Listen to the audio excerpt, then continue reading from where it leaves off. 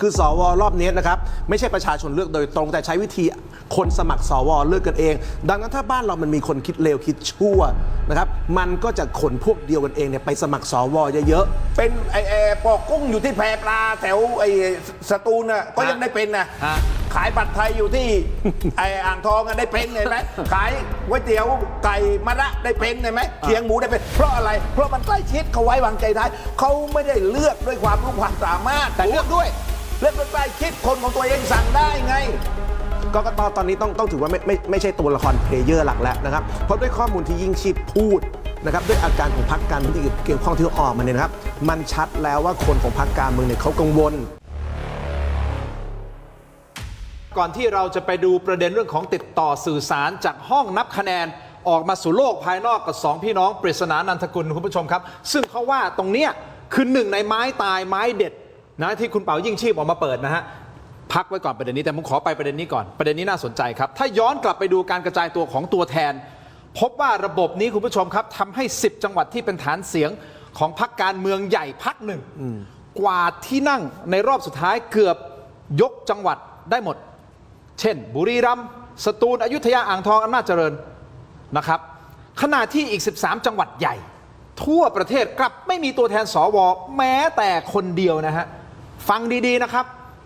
70กว่าจังหวัดในประเทศไทยเนี่ยมี13จังหวัดใหญ่ที่ไม่มีตัวแทนสวเลยแม้แต่คนเดียวสวทั้งหมด200คนใช่ไหมครับใช่ครับไม่มีเลยแม้แต่คนเดียวจาก13จังหวัดได้แก่ผมใบ้ไปเร็วๆนะฮะกาฬสินธุ์กำแพงเพชรตากนราธิวาสเพชรบูรณ์มหาสารคามแม่ฮ่องสอน101ลพบุรีสกลนครสระแก้วอุดรธานีและอุตรดิตถ์อันเนี้ยหลายคนอาจจะงงแล้วเรื่องนี้มันเป็นประเด็นยังไงผมถามทั้งสองท่านก่อนอันนั้นคุณอาจารย์ศิโรจน์ก่อนครับการที่ไม่มีตัวแทนจากจังหวัดใดจังหวัดหนึ่งมันเป็นเรื่องปกติไหมมันไม่ปกติอยู่แล้วครับไม่เลยเหรอฮะไม่ปกติอยู่แล้วครับผมถามไม่มีทางครับถ้าการเลือกสวสุจริตไม่มีทางเกิดขึ้นครับแสดงว่าอาจารย์กำลังจะบอกผมกับคุณผู้ชมบอกว่าเฮ้ยต่อให้ยังไงก็แล้วแต่จะต้องมีอย่างน้อยสัก1คนจากแต่ละจังหวัดมันควรจะต้องเป็นอย่างนั้นนะครับถ้ามันไม่มีกระบวนการขนคนคือสวรอบนี้นะครับไม่ใช่ประชาชนเลือกโดยตรงแต่ใช้วิธีคนสมัครสวเลือกกันเองดังนั้นถ้าบ้านเรามันมีคนคิดเลวคิดชั่วนะครับมันก็จะขนพวกเดียวกันเองเนี่ยไปสมัครสวเยอะนึกออกไหมว่าไอ้ตัวเลขที่คุณทินพูดเนี่ยมันคือตัวเลขที่มันเป็นหลักฐานว่ามันมีบางคน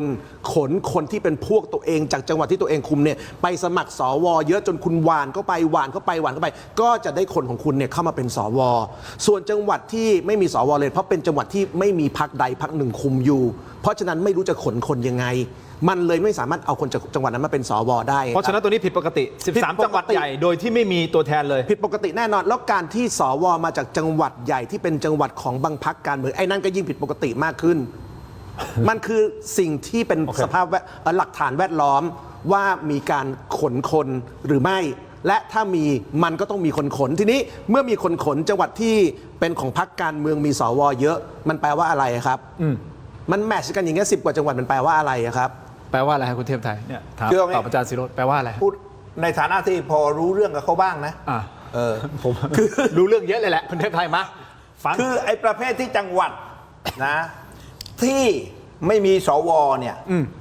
บังเอิญว่าไอ้ตัวจักรเขาเรียกว่าตัวการเนี่ยนะ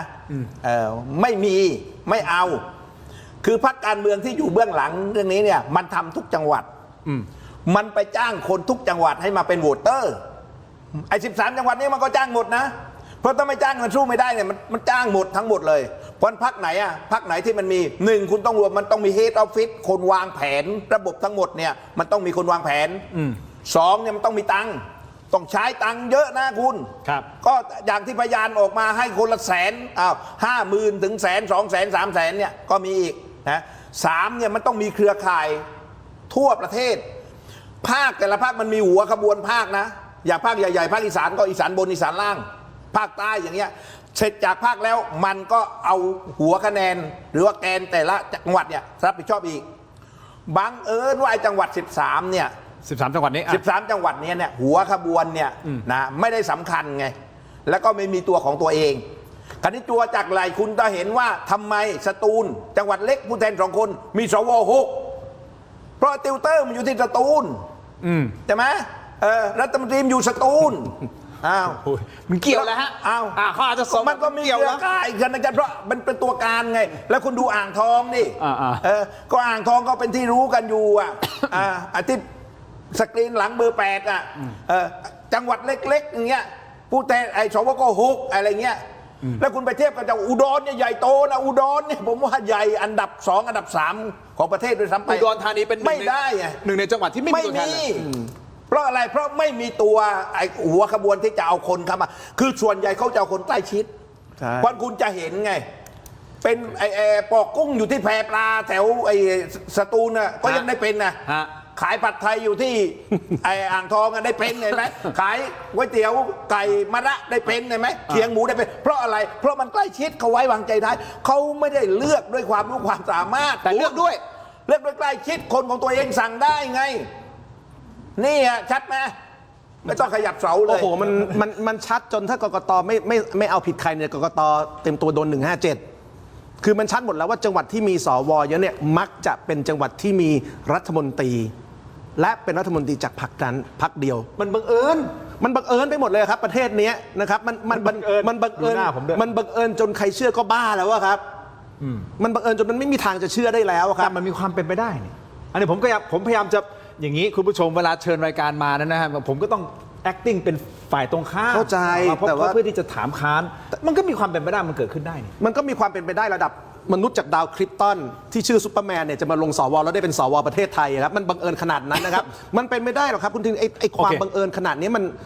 คืออย่างนี้นะครับไอ้เรื่องเส้นเงินไอ้เรื่องหลักฐานทางโทรศัพท์นะครับไอ้เรื่องภาพของกล้องวงจรปิดเนี่ยมันมัดแล้วแหละว่าทั้งหมดเนี้มันเป็นขบวนการแล้วมันเป็นขบวนการที่มันมี last boss และ last boss คือนักการเมืองที่มีตำแหน่งบริหารประเทศ เส้นเงินมันชัด โอเค ล็อกโทรศัพท์มันชัดนะครับสัญญาณของการถูกกล้องวงจรปิดบันทึกภาพมันชัดหมดแล้วอะครับ ทั้งสองท่านเห็นตรงกันว่าหลักฐานตอนนี้ออกมาแม้แต่คุณเทพไทยยังบอกเลยก่อนหน้านี้ไม่ส่งหรอกแต่พอเห็นหลักฐานตอนนี้เฮ้ยไม่ส่งนี่ลำบากแล้วอยู่ยากแล้วถูกต้อง คือ ไหม เอาอย่างนี้ดีกว่า หลักฐานทั้งหมดที่ โอเค ยิงชีพออกมานะ ทิ้งไปสักครึ่งหนึ่งนะเอามาครึ่งเดียวนี่ยังสั่งฟ้องได้เลยคุณ ถ้าอย่างนั้นผมถามนิดหนึ่งถ้าสมมติผมไม่รู้กกตท่านจะว่ายังไงนะครับแต่มีมติสั่งไม่ฟ้องหรือสั่งฟ้องเฉพาะแค่บางส่วนถูกต้องไหมฮะแล้วเกิดการเปิดข้อมูลออกมาจากคุณเป๋ายิ่งชีพไอรอว์จริงๆเนี่ยผลสะเทือนทางการเมืองจะรุนแรงแค่ไหนเอาผมถามแค่นี้ก่อน คือเอางี้ผมบอกไอ้กกตก่อนนะ อ่า ผมว่าฟันธงไปเลยกกตดูอยู่ป่ะดูเลยนะ อ่า เอาไปเลยคือได้เสียงกันไปเลย อ่า หนึ่งไม่ส่งเลย อ่า กับสองส่งหมด อ่า คือถ้าคุณส่งครึ่งหนึ่งส่งบ้างไม่ส่งบ้างกับปิดกับปล่อยนะ อ่า คุณจะโดน157แน่เพราะเป๋าบอกแล้วมันจะโปรมาแฉ อ่า พอออกมาแฉปั๊บเนี่ยนะ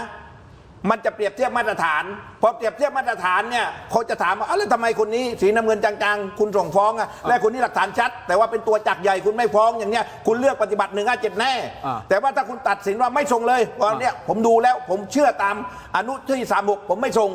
ก็อธิบายได้ วัดกัน แล้วถ้าหากบอกว่าโอเคผมส่งทั้งหมดเลยเพราะเห็นว่ามันมีมูลส่งหมดเอากันอย่างนั้นเลย แต่ถ้าสมมุติเกิดส่งบ้างไม่ส่งบ้าง หรือว่าส่งไม่ส่งเลย ข้อมูลจากคุณเป๋ายิ่งชีพออกมา มันจะมีผลกระทบกับทางการเมืองขนาดไหน ก็กกตก็โดนแหละ หนึ่งแล้วกกต หนึ่งก็โดนนะครับก็สองก็อย่างนั้นเนี่ยมันเส้นสายมันก็เห็นชัดเนี่ยว่ามันเกี่ยวข้องกับพรรคการเมืองไหนบ้าง โอเค ก็มันเป็นที่รู้กันอยู่แล้ว แต่ว่าเพียงแต่ว่ากกตเนี่ยมันรอดได้ถ้าสมมุติว่าเขาไม่ส่งเลยเขาจะอ้างว่าเนี่ยมาตรฐานผม เพราะว่ามาตรฐานผมว่ามันไม่มีมูลไม่ควรจะส่งไงกับสองก็ส่งหมดก็คือว่าโอเค ผมเห็นว่าควรจะส่งหมด โอเค ก็ส่งหมดจะได้จบไง อาจารย์ศิโรจน์ถ้าข้อมูลมันหลุดออกมา ประชาชนได้อ่านนะ ครั ไม่ บ รู้ไอ้90,000 หน้ามันอาจจะออกมาสักครึ่งหนึ่งไม่ต้องครึ่งก็ได้เศษ1/10ก็ได้แค่เนี้ยแล้วประชาชนมาอ่านอะเฮ้ยโอ้โหเรื่องราวเป็นอย่างนี้เหรอคนนี้ไม่ส่งฟ้องอันนี้อันนี้ผลกระทบทางการเมืองหนัก โอ้โห หนาสาหัส ก็ใหญ่หลวงผมว่าคนรอจองกระถินทั้งประเทศนะครับผมว่ามีคนนัดบังเอิญนัดเจอกันตามถนนราชดำเนินนัดเจอกันอนุสาวรีย์ชัยเนี่ยแป๊บเดียวคนมาแน่นะครับแล้วผมว่าวันนี้นะครับจริงๆต้องบอกว่ากกตเองอาจจะไม่ค่อยกังวลเท่าไหร่เรื่องส่งหรือไม่ส่ง ครับ ตอนนี้คนที่กังวลก็คือคนที่ทำให้กกตได้เป็นกกตผมว่าคงเครียดเอายังไงดี หลักฐานมันมาขนาดนี้เนี่ยนะครับกกตตอนนี้ต้องถือว่าไม่ใช่ตัวละครเพลเยอร์หลักแล้วนะครับเพราะด้วยข้อมูลที่ยิ่งชีพพูดนะครับด้วยอาการของพรรคการเมืองที่เกี่ยวข้องที่ออกมาเนี่ยนะครับมันชัดแล้วว่าคนของพรรคการเมืองเนี่ยเขากังวลเหตุผลที่กังวลเพราะว่าข้อมูลที่ยิ่งชีพพูดและข้อมูลที่เปิดกันทั้งหมดเนี่ยนะครับมันลากไปยัง กรรมการพรรค ครับ นะครับมันลากไปยังรัฐมนตรี มันลากไปยังคนสำคัญในทำเนียบรัฐบาลได้หมดและมันหมายถึงประตูของการยุบพรรคมันเกิด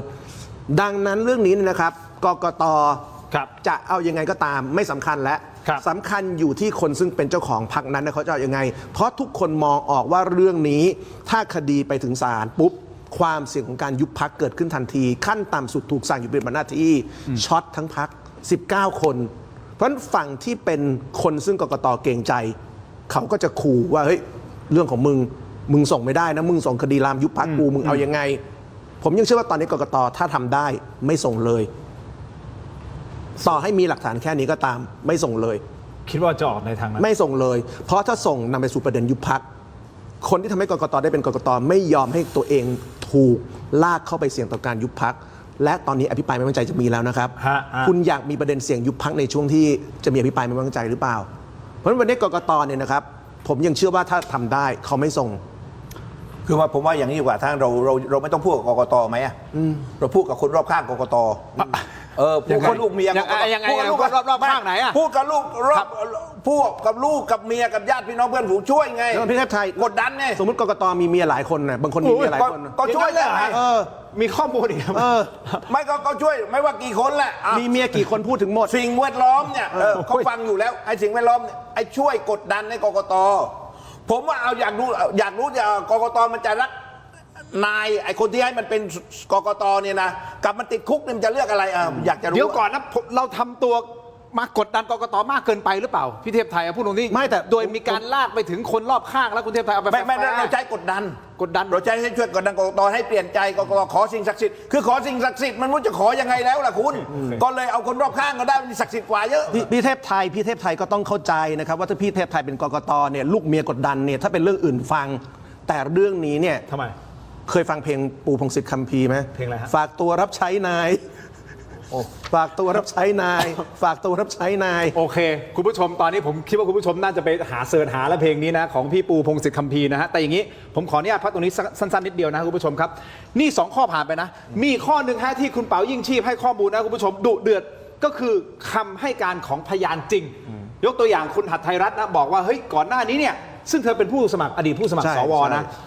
มีคนติดต่อเธอมาเป็น10 ครั้ง ก็คือคุณสรชาติเธออ้างอย่างนี้นะฮะเป็น10 ครั้งเลยนะครับชวนเธอไปร่วมกลุ่มจัดทำโพยที่โรงแรมไมด้างามวงวานและเสนอเงินสดสูงถึง6 หลักเพื่อดึงเธอเข้าสังกัด เนื่องจากว่ากลุ่มขาดคนทำงานสื่อครับคุณผู้ชม นอกเหนือจากนั้น เธอผู้นี้ยังเปิดเผยข้อมูลบอกว่ากลุ่มสว19 คนนะมีกลุ่มสว19 คนเสนอตัวเลือกนะโหวตเลือกประธานวุฒิสภาเพื่อแลกกับค่าตอบแทนคนละ3 ล้านบาท จากผู้มีอำนาจในพรรคภูมิใจไทยเฮ้ยข้อมูลออกมาขนาดนี้ และยังมีพยานคนสำคัญที่ให้การต่อ DSI อีกคนหนึ่งชื่อว่าคุณดิเรกบอกว่าขบวนการหัวสวเป็นแนวคิดของกลุ่มสสยังเติร์กของพรรคการเมืองสีน้ำเงินเอาแล้ว กลุ่มนี้คือใครบ้าง